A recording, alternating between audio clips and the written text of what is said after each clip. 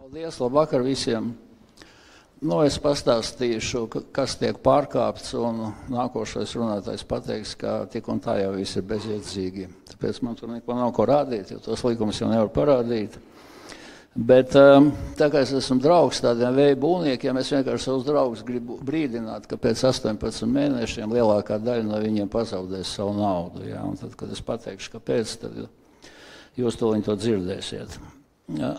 Latvijā ir dažādi likumi, jūs zināt, likuma prioritātes starptautiskie, satversme, Saeima, ministru kabineta noteikumi tā tālāk. Varbūt sāksim ar Eiropas vietējo pašvaldību hartu.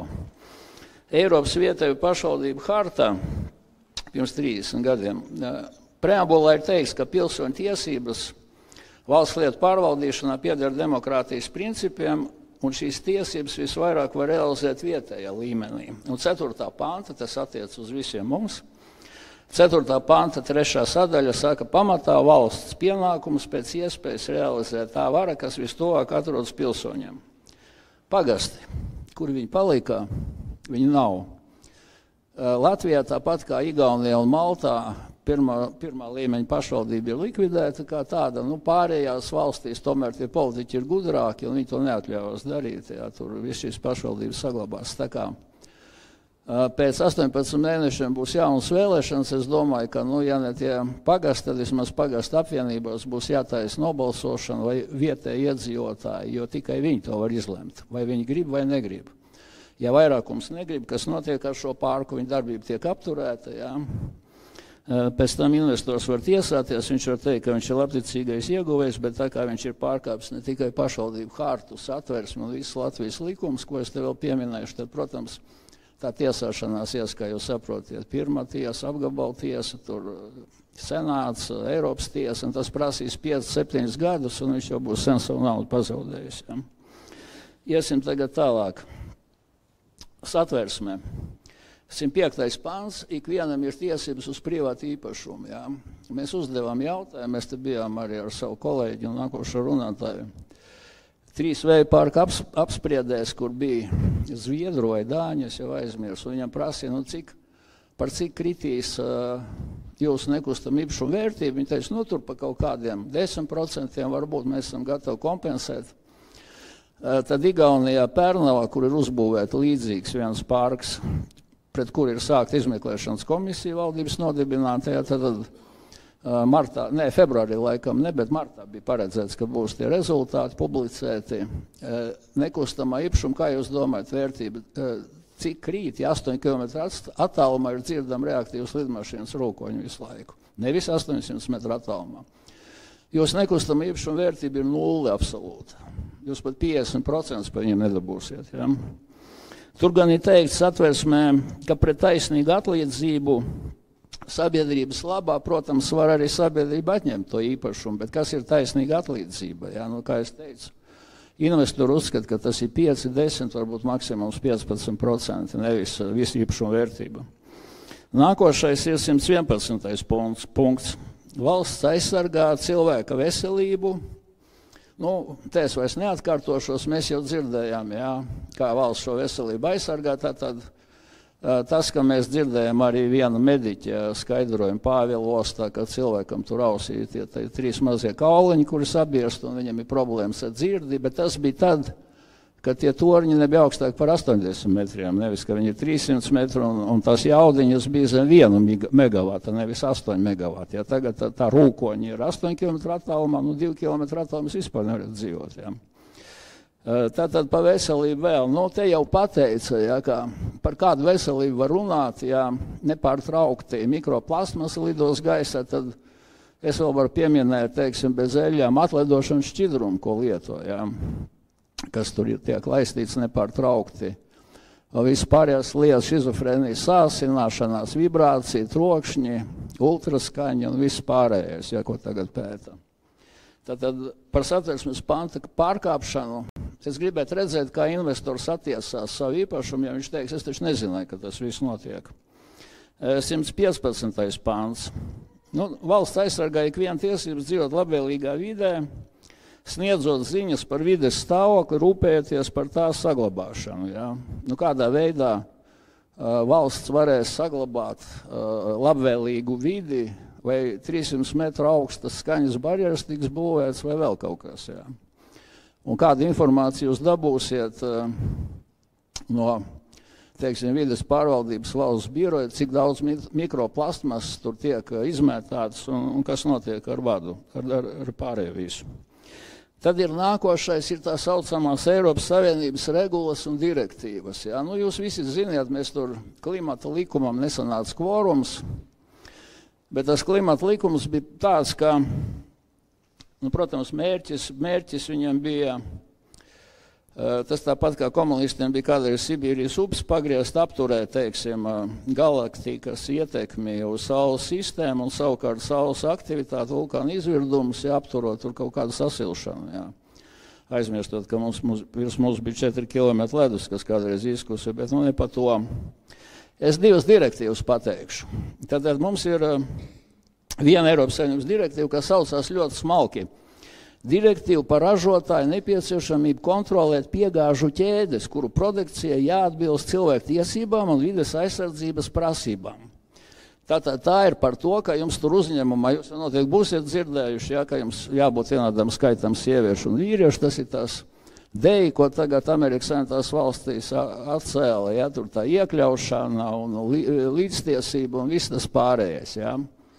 Un otra direktīva ir, kas saucās par ražotāju un operatoru pārskatiem, tā ir faktiski regula, sniedzot informāciju par izmešu ietekmi uz klimatu un nulles izmešu tur aprēķiniem līdz kaut kādam 2050. gadam. Nu, to mēs nepieņēmām līdz galam. Ja. Tātad šeit ir tā liekulība, divus punktus pateikšu. Ražotājiem, nu, piemēram, jūs kaut kādu pārdodiet kokrūpniekiem Zviedrijā, tur kaut kādu sagatavas, jums jāuzrāda tur zaļais certifikāts vai vēl tur kaut kas, jā. Ka jums ir ilgspēja, ka jums tur valdē sēž vīrieši un sievietes vienā tās daļās un vēl viens alternatīvais bez dzimuma, jā, un tad jūs esiet to visu ievērojuši. Bet kur izpaužās liekulībā? Jūs par retējiem metāliem jūs visi dzirdējuši esiet, un mēs esam dzirdējuši, mums kādreiz skolā mācīja, nu tie 17 metāli Mendeļejev tur tabulas lejas galā, kas tur ir grafīts, litijs, jā, neodījums, tur veseli rinda tādi, kuri dabā ir šausmīgi mazi, viņi, teiksim, ir kādā vietā daži grami. Un tad ir interesanta lieta, lai jūs uztaisītu, piemēram, no ķīniešiem nopirkt elektromotoru, tur ir magnēti, ja, kurā ir šie retie metāli, teiksim, neodījums, vēl kaut kas, kur ieguvēji, lai dabūtu, piemēram, 1 kilogramu, ir jāpārstumi raktuvēs 1000 tonu oksīdi brūdas. Bieži vien tas ir ļoti lielā dziļumā, nevienmēr viss šīs te vielas ir kaut kur augšpusē. Un, lai tās raktuvas darbinātu, ja, Dienvidkorejā ir jāuzbūvē milzu pašizgāzē, milzu ekskavatori, ja, tādi, teiksim, 100-tonīgie pašizgāzē, kuriem riepas ir 3 metru diametrā, ja, kuru ražošanai, lai jūs viņu iztaisītu, ir jāpatērē tik daudz enerģijas un izmešu, cik vispār neatpelnīs viens tāds vēja, teiksim, stāps ar turbīnām. Un, kad mēs prasam vēja parku investoriem, vai jums ir tabula, cik daudz jūs esat ietaupījuši, teiksim, CO2 izmešu, elektroenerģiju un visu pārējo, lai visus šos brīnumus kaut kur no Dienvidkorejas aizvestu, teiksim, uz Čīli, tur iegūtu kaut kādu litiju vai kaut kādu reto metālu, pēc tam atvestu uz Latviju, tur visu samontētu, jā, miljoniem tonu, teiksim, dzeramais ūdens ir jāizterē, pēc tam tas viss ir jāizkausē kausēšanas krāsnīs, jā. Atbildes jau nav, ja jums taču stāsta, ka tā ir tīra enerģija, saprotiet, no dieviņa, ja viņš tur griežas, viņš taču neko nemaksā, tur nav ne izmešu, nekā. Vienīgie Zviedri izrēķināja, ka viņa Volvo elektriskais, kas ir tas Volvo X40, ka viņa ražošana patērē vairāk, un viņš atpelna sevi ar visiem šiem izmešiem, salīdzinot ar tādu pašu iekšdes dzinēju, tikai ja nobrauc tur kaut kādus 100 000, ja, bet nu visi jau nenobrauc tos 100 000 kilometrus. Un tā tālāk. Nu labi, tas ir pa krāpniecību, bet pa pārējo. Tātad šeit mēs redzējām, kas ir ar šiem te visiem Latvijas likumiem. Nu, varētu pieminēt, piemēram, ministru kabinetu noteikumus, vadlīnijas, piemēram, ir tāds arī likums par Ziemeļvidzemes biosfēras rezervātu, bet par to stāstījis Krieviņkungs. Tad mums ir, tur, starp citu, arī teiks 13. pāns par ainavu aizsardzību. Kāpēc Latvijai vajadzīgs ainava aizsardzības, lai aizsargātu Ziemeļu vidzemes raksturīgo, un tas pats arī uz vidzemes augstiem attiec raksturīgo kultūru, ainavu, turismu, atpūtas resursus, jūras piekrastes, salādes baseinu, tā tālāk, visi iespējamās vietas. Tad iedomāsimies, teiksim, Pāvielostu, es tā pa visu Latviju tagad pateikšu. Nu, tur jūrai paredzēt arī tie 300-metrīgie torņi kaut kādi.